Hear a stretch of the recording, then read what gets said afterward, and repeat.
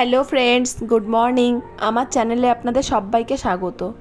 তো আজকে হচ্ছে নীলষষ্ঠী। আমি এর আগে কখনো নীলষষ্ঠীর বার করিনি। এই বছর থেকে প্রথম শুরু করলাম নীলষষ্ঠীর বার। কথিত আছে যে এই নীলষষ্ঠীর ব্রত নাকি বাচ্চাদের মঙ্গল কামনার জন্যই করা হয়। তবে আমি শুধু আমার বাচ্চার মঙ্গল কামনার জন্য এই ব্রতটা রাখিনি, আমার স্বামীও যাতে ভালো থাকে সেই জন্যই নীলষষ্ঠীর বার করছি। শিবরাত্রির মতো নীলষষ্ঠীর ব্রততেও শিব ঠাকুরের মাথায় জল ঢালতে হয় এবং ভোলে বাবার খুব ভালোভাবে পুজো করতে হয়। তো ভোলে বাবার কাছে আমার শুধু একটাই প্রার্থনা, আমার 2 ছেলে আর স্বামী যেন খুব ভালো থাকে আর সুস্থ থাকে। অ্যাকচুয়ালি আমার স্বামীর শরীরটা খুব একটা ভালো যাচ্ছে না, ওর কিছু কোমরের প্রবলেম আছে, সেই জন্য আমরা খুব চিন্তিত। ওর ওখানে অসুবিধেও হচ্ছে খাওয়া দাওয়া, ঘুমানোর, কিন্তু এখন কোনো উপায় নেই যে ওর কাছে আমরা চলে যাই। ও প্রায় বলে চলে এসো, কিন্তু কি করে যাব বলুন। এখন বাচ্চার পড়াশোনাও স্টার্ট হয়ে গেছে, একটা ডিসিশান নিয়ে নিয়েছি, তাই আমরা যেতে পারছি না। তো আমার আলতা টালতা পড়ার পরে এখানে পুজোও করে নিয়েছি। আর আমার শাশুড়ি আজকে বাপের বাড়ি যাচ্ছে, মানে আমাদের মামার বাড়ি যাচ্ছে, সেই জন্য আমাকে অনেক কিছু বলে যাচ্ছে, ঘরদোর যেন ঠিকঠাকভাবে রাখি, বাচ্চাদের যেন খেয়াল রাখি। আর এক পক্ষে ভালো হয়েছে আমার মাও আছে, সেই জন্য একটু সুবিধে। তো আলতা টালতা পরে পুজো টুজো করে নিয়ে, মানে ঘরের পুজোটা তো আগে করতে হবে, তারপরে তো মন্দিরে গিয়ে, তারপর বেরিয়ে পড়েছি মন্দিরে যাব বলে। এই যে আগে আগে যাচ্ছে আমাদের এখানের এক জেঠিমা। তো একা একা কিভাবে যাই, জেঠিমা এবং আরও সবার সঙ্গে যাব বলে। তবে আমি একটু লেট হয়ে গেছি, তাই সবাই চলে গেছে আর আমি জেঠিমার সঙ্গে যাচ্ছি। এত তপ্ত রোদেও আমি কিন্তু খালি পায়ে যাচ্ছি, আর শুধু আমি নয়, সবাই। আর বাজার থেকে ফলমূল কিনে নিয়েছি, আর এখন একটু মিষ্টির দোকান থেকে মিষ্টি কিনে নেব, তারপর মন্দিরে গিয়ে পুজো দেবো। আমাদের এখানের এই মন্দিরটার নাম হচ্ছে বাখরাবাদ জগন্নাথ মন্দির। তো এখানে আমি বোধহয় শিবরাত্রির দিনেই আমার ভাইয়ের সাথে এসছিলাম, তো আজকে আবার এলাম। তো এই ফলগুলো আমি কিনে নিয়েছিলাম বাজার থেকে, তারপরে এখানে কলের জলে ধুয়ে গামলার মধ্যে সাজিয়ে নিয়েছি। আর বেলপাতাগুলো আমার যা সকাল সকাল তুলে দিয়েছিল এখানে পুজো করতে আসবো বলে। অনেকে কিন্তু এখানে ফল কেটে তারপরে পুজো করছে, কিন্তু আমি গোটাই ফল দিয়ে পুজো করছি, তারপরে ঘরে গিয়ে কেটে নেব। আমার যাদের সঙ্গে আসার কথা ছিল তারা আমার থেকে একটু আগেই চলে এসেছে, তাই আগের ব্যাচে চান্স পেয়ে গেছে পুজো দেওয়ার। আমাকে না হয় একটু ওয়েট করতে হবে, আর ওয়েট করব, সেকেন্ড ব্যাচেই না হয় পুজো দেবো। তো এখন ওদের পুজোটা হয়ে গেছে, এবার অপেক্ষা করছি আমার কখন পুজো হবে। তো দেখতে দেখতে আমারও পুজো দেওয়া হয়ে গেছে, আর একটু জগন্নাথ দেবেরও দর্শন করে নিচ্ছি। এটা জগন্নাথ মন্দির মেনলি, তারপর ওদিকে শিব ঠাকুরের মন্দিরও আছে।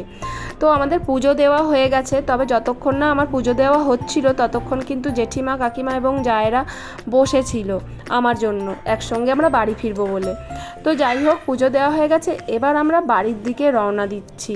আর হেঁটে হেঁটেই যাব, আসলে খালি টোটো না, আসার সময় দেখতে পাচ্ছিলাম না, আর যাওয়ার সময় সবাই বললো চলো হেঁটে হেঁটেই যাই। তো আমিও ভাবলাম ঠিক আছে হেঁটে হেঁটেই যাই। তো আসার সময় ভালোভাবে দেখুন আমি চুলটুলো আঁচড়াতে পারিনি। তো বাড়ি ফিরে এসেছি, এসে বাচ্চাদের চান টান করিয়ে ভাবলাম মা ষষ্ঠীর কাছে গিয়ে একটু পুজো দিই, যেহেতু আজকে নীল ষষ্ঠী, আর একটু মা ষষ্ঠীকে যদি পুজো না দিই মনটা যেন খুঁতখুত করছিল। তাই আমার মাকে বললাম চলো তো একটু মা ষষ্ঠীর কাছে গিয়ে একটু পুজো দিয়ে দিই। তো এখানে এসে একটু পুজো দিয়ে দিলাম, একটু প্রসাদ চড়িয়ে দিলাম, আর তারপরে বাড়ি ফিরে গেলাম। আর আজকে মা বাচ্চাদের জন্য একটু ডাল ভাত নিরামিষ তরকারি করেছে, আর ওদেরকে খাওয়াচ্ছে। ছোট ছেলে তো মুখে হাত চাপা দিয়েছিল, কিছুতেই খেলো না। তো বড় ছেলে আর আমি এখন একটু বাগানের দিকে যাচ্ছি, আসলে একটু কলা পাতা কাটবো, কলা পাতা একটু দরকার আছে। তো বাগানে এসে ভাবছিলাম কোন দিক দিয়ে কাটি, চারদিকে যেন একটু বন জঙ্গল মতো হয়ে গেছে। ননির বাবা খুব ভালোভাবে পরিষ্কার করে গিয়েছিল, কিন্তু আবার সেই বন জঙ্গলের মতো হয়ে গেছে। কিন্তু সামনের দিকটা একটু পরিষ্কার আছে, আমার শাশুড়ি কিছু গাছও লাগিয়েছে। তো আমি এইটুকুই কলা পাতা নিয়েছি, দেখুন আমার শাশুড়ি কত সুন্দর মাচা মতন করে দিয়েছে একটু। আর এদিকে কিছু কিছু বীজও বসিয়েছে, জানি না কিসের বীজ। তো এখানে যে কাকিমা আমাদের বাড়িতে ভাড়া থাকে, সেই কাকিমা গাছে জল দিচ্ছিল দেখে আমি খুব খুশি হলাম, কারণ আমার শাশুড়ি আমাকেই বলে গিয়েছিল যে একটু জল দিয়ে দিও। কিন্তু আজকে আমার তো একদম শরীর বইছিল না, কারণ কিছুই তো খাইনি, সেই একটু চরণামৃতই খেয়েছিলাম। তো সেই জন্য গায়ে খুব একটা জোর নেই, আর আমি ভুলেও গেছিলাম গাছে জল দিতে হবে। তো কাকিমা গাছে জল দিচ্ছে বলে খুব খুশিই হলাম।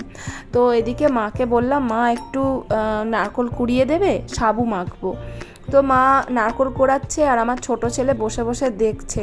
আসলে ও কখনো নারকোল কুড়ানো দেখেনি, এই ফার্স্ট টাইম দেখছে আর পর্যবেক্ষণ করছে যে কি এটা। তো এখন আমি সাবুটা অনেকক্ষণ আগেই ভিজিয়ে রেখে দিয়েছিলাম, এখন ভালো করে ধুয়ে নিয়ে জল ঝরিয়ে নিলাম। তারপরে একটা কলা দিয়ে দিলাম, তারপরে ওর মধ্যে যে নারকোল কুড়িয়েছিলাম সেটাও দিয়ে দিলাম, আর একটা পান্তুয়া দিয়ে দিলাম, আর একটা সাদা মিষ্টি মা এনেছিল, তো রেখে দিয়েছিলাম ফ্রিজে, ওটাও দিয়ে দিলাম। আর আজকে যখন মন্দিরে গিয়েছিলাম ওখানের মিষ্টির দোকান থেকে এই দইটা নিয়ে এসেছিলাম, অনেক দিন দইও খাওয়া হয় না, তো একটু দইও দিয়ে দিলাম এর মধ্যে। আর একটু অল্প করে চিনি দিয়ে দিলাম, অল্প করেই দিয়েছি, খুব একটা মিষ্টি আমি খাই না। আর একটু দুধ দিয়ে দিলাম, অল্প করেই দুধ দিয়েছি, বেশি দুধ দিলে আবার পাতলা হয়ে যাবে সেই জন্য।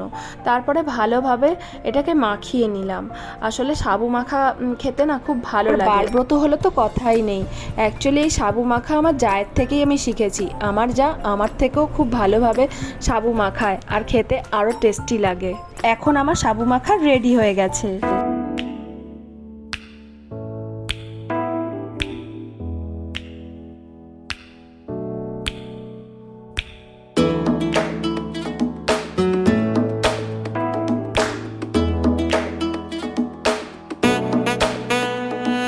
এখন আমি সাবু মেখে রেখে দিলাম, এবারে একটু সন্ধে দিয়ে দেবো। বলা হয় যে নীলের ঘরে সন্ধেবেলায় বাতি দিয়ে তারপরে খেতে হয়, সেই জন্য আমি আর এখন খেলাম না, সব রেডি করে রেখে আগে সন্ধেটা ভালো করে দিয়ে দিই। আর শিব ঠাকুরের কাছে এটাই প্রার্থনা করি, আমার স্বামী আর 2 ছেলে যেন খুব ভালো থাকে, সুখের যেন সংসার একটা আমি করতে পারি, আর স্বামী যেন কোনো রকম টেনশানে না থাকে, ভীষণ টেনশন করে আমাদের জন্য। এখন ননি আর আমি সন্ধে দিচ্ছি। ননিকে প্রত্যেক দিন গায়ত্রী মন্ত্র জপ করতে বলি, যাতে ওর অভ্যেস হয়, আর ভক্তির সাথে যাতে একটু গায়ত্রী মন্ত্রটা জপ করে। আর আমার এখন সন্ধে দেওয়া কমপ্লিট হয়ে গেছে, এবার মনটা একটু ভালো লাগছে, আর একটু ভাবলাম গীতাটাও পড়ে নিই। এখন একটু গীতা পাঠও করছি। তুলসী তলাতেও বাতি দেওয়া হয়ে গেছে, এবারে ভাবছি একটু সাবু মাখাটা খেয়ে নিই। আসলে আজকে সারাদিনই আমি উপবাসে আছি, সেই জন্য একটু শরীরটাও কীরকম লাগছে। তো মা বলল তাড়াতাড়ি সাবু মাখাটা খেয়ে নে, তো মাকেও একটু সাবু মাখা দিলাম, মাও খেয়ে বলল ভালোই হয়েছে। তবে আমার তো মনে হয় আমার থেকে আমার যা বেটার করে। যাই হোক, আমার ভিডিওটা আমি এখানেই শেষ করলাম। সবাই খুব ভালো থাকবেন, সুস্থ থাকবেন, তো বাই বাই।